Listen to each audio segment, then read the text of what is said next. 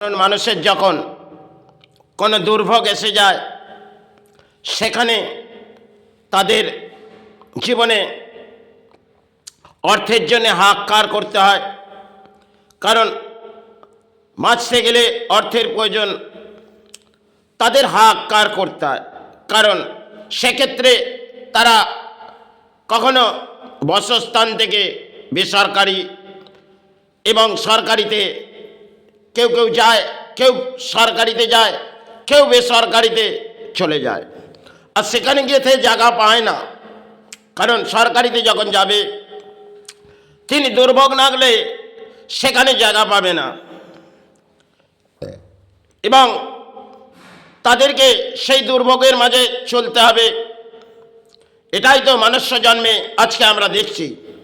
কিন্তু যখন আমাদের দেশের কোনো নেতার তার কোনো কিছু ঘটবে, তাতে সে ভিআইপি কোঠার মাঝে চলে যাবে, যাকে আপনারা সাহারা নিয়ে আসছেন। আরে এটা আপনাদের দুর্ভাগ্য জানবেন।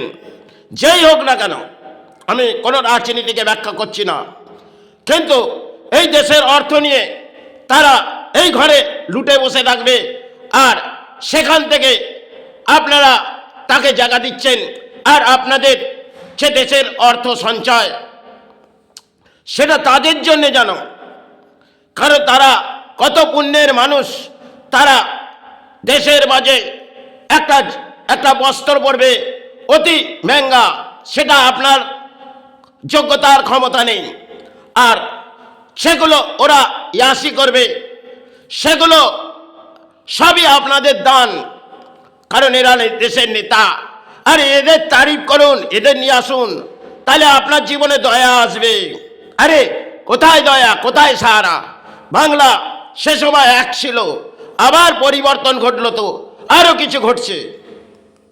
এটাই তো ভারতবর্ষের আর বাংলার মাঝে দেখবেন যেন নেতারা বহু অর্থ তাদের কাছে আছে, কিন্তু সমাজে মধ্যবিত্ত তাদের কাছে হয়তো অর্থ নেই।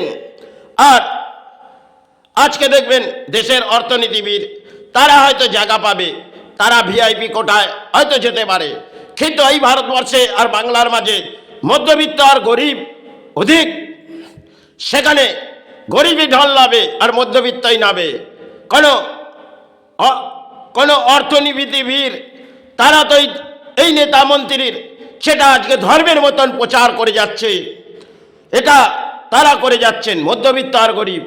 অর্থনীতিবিদ তারা এই কাজে যুক্ত নয়, আর তাদের নিয়ে নেতারা খেলা করছে।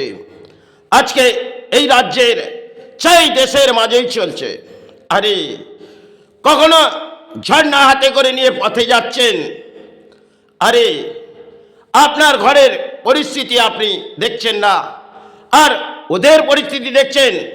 যারা এই রাজ্যের মাঝে আসবে, চাই দেশের মাঝেই আসবে, তারা আপনাদের কোন সাহারা দেবে? তারা তো নিজে নিজের সাহারা গোছানোর জন্যে আপনাদের বাসস্থানে অবধি প্রবেশ করবে হাত জোড় করে। যখনই তার জায়গা পেয়ে যাবে, তাহলে সে পথ সিঁড়ি ভুলে যাবে।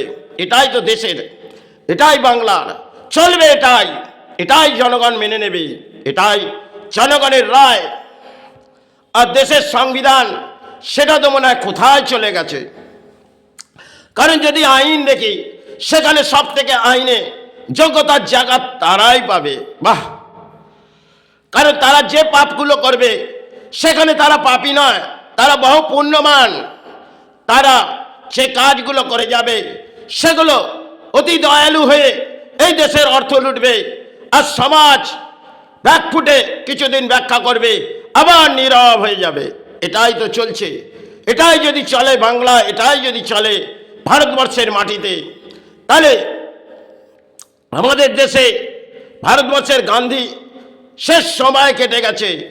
শেষ সময় তিনি খালি বস্ত্র পরে সারা দেশ হয়তো ঘুরেছিলেন, কিছু দেশ রাজ্যের মাঝে হয়তো গেছিলেন শেষ সময় হয়তো।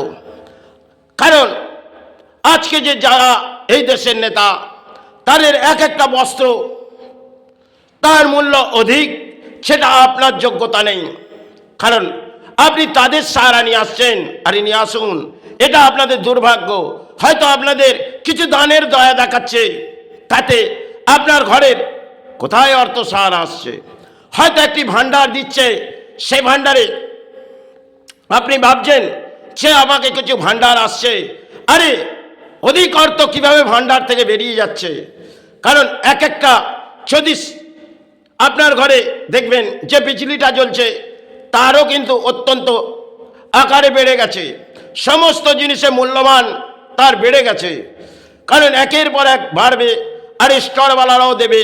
আজকে আপনি খাদ্য খাচ্ছেন, সেখানেও তো মূল্যবৃদ্ধি বেশি, কারণ সে সময় চাল্লাতেন, সে একটা কিছু করণীয় হলে সমাজের মানুষ চাল্লাতেন। আজকে দেখবেন পথও ভেঙে পড়েছে আর কর্মস্থানও ভেঙে পড়েছে। আজকে নীরব হয়ে আছে সমাজ। কাটিয়ে যান, এদের দয়া চান, এরাই সাহারা। আরে এরা যত সাহারা পাবে আপনার জীবনে সাহারা আসবে হয়তো, কিন্তু এটা আপনাদের দুর্ভাগ্য। জানবেন আমি এ ব্যাখ্যা হয়তো আমার যায় না, কিন্তু পরিস্থিতি দেখে আপনাদের ব্যাখ্যা দিলাম। আপনারা পারলে গ্রহণ করুন, না করুন সেটা আপনাদের ব্যক্তিগত সম্বন্ধ। কিন্তু যা বাংলার ঘটছে আর যা ভারতবর্ষের মধ্যে একটি যেন ইতিহাস ঘটে যাচ্ছে, কারণ ধর্মটা তো আজকে এরাই তলানিতে পাঠিয়েছে।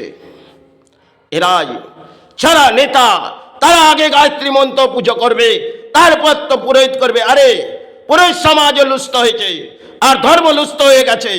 আজকে ধর্ম ধর্ম করে চিৎকার করছেন, সে ধর্মেরই আপনি মানুষ হন না কেন?